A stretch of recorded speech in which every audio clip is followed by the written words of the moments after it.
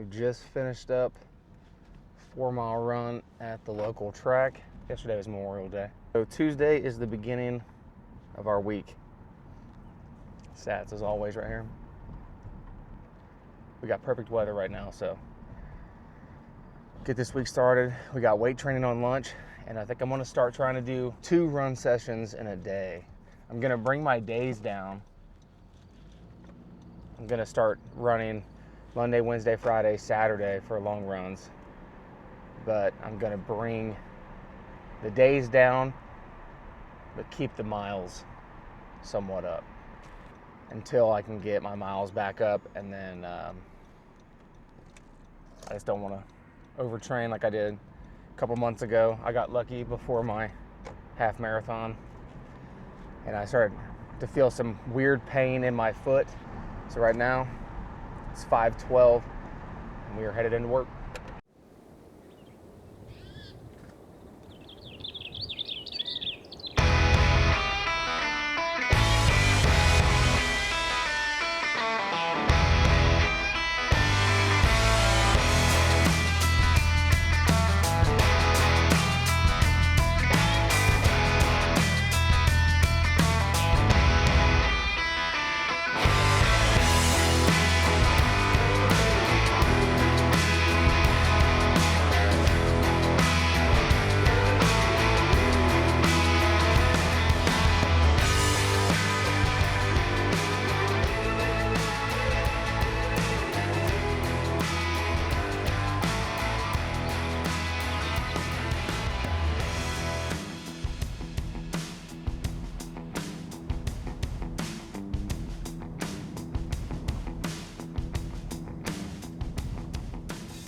Here, buddy.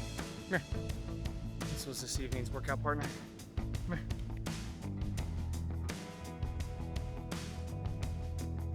Thursday, didn't run this morning, so we did a little workout when we got home.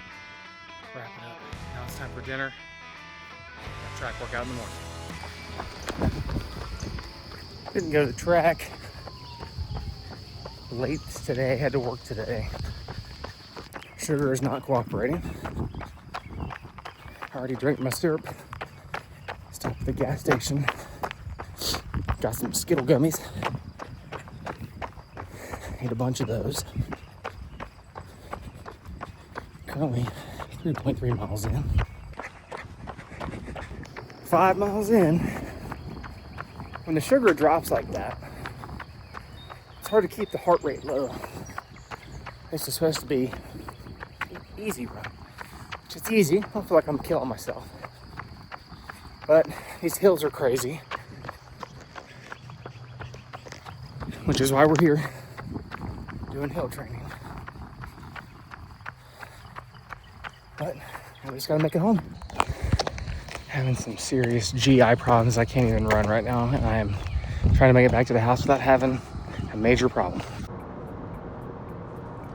That was a wild day of training on that long run, so let's talk about it. So what happened was I believe I had too much salt. Bounce back. So today we are on the way to the gym right now. It's 10:57. Start the week off. Only have a couple days this week. We are going on vacation. Very much looking forward to it.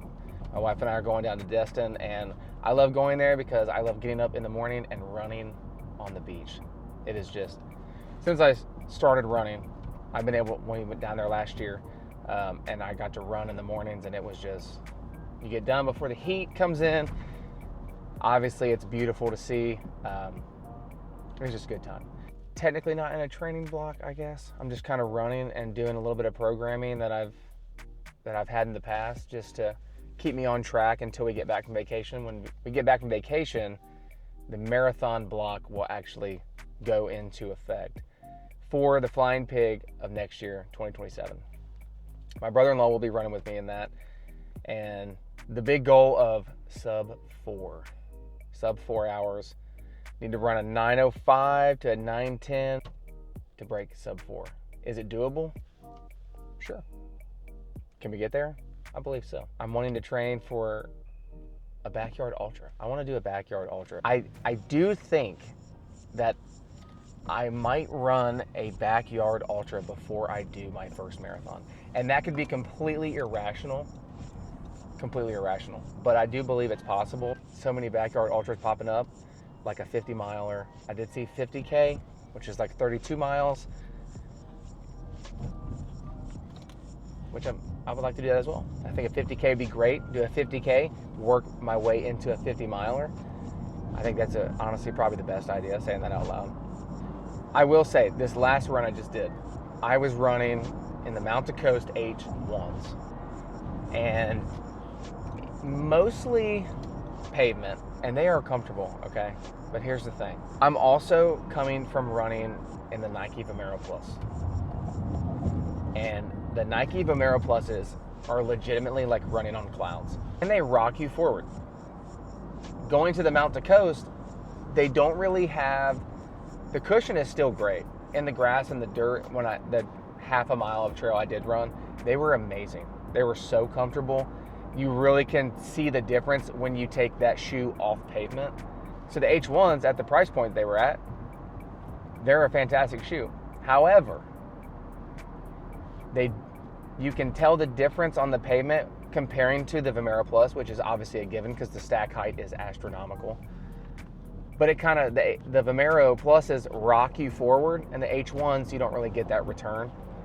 But like I said, still a comfortable shoe to wear. And I'm also looking at the New Balance fuel cells. Since the first time I ever tried that pair, the fuel cells on, I was 250 pounds. And they didn't feel very good on my feet. But since then, I'm down to 215. I want to give them another try. I do think that they'll be better. Now that I'm, a little bit lighter on foot.